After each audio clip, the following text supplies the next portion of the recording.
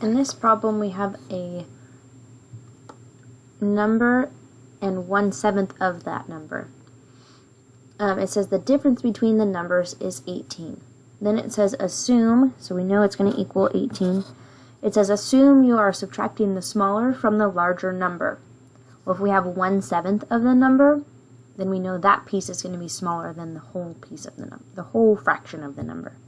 So we're going to use n to represent our number, and then we're going to subtract 1/7 of that number.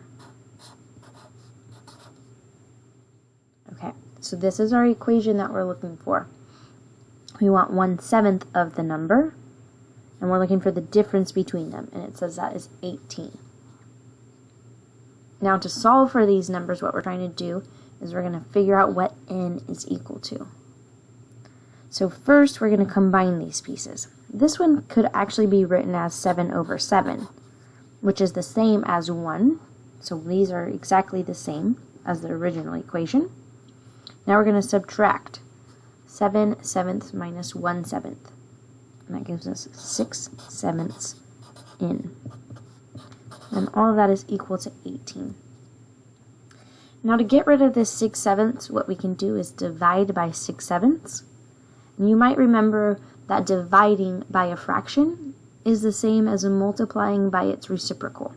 So we could also multiply by the flipped over version.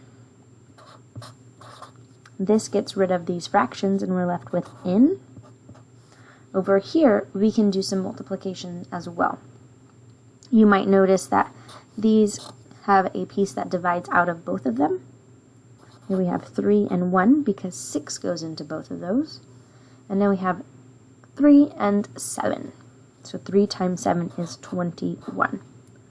So one of our numbers is 21.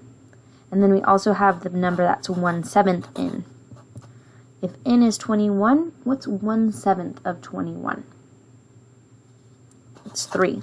So our two numbers are 21 and 3.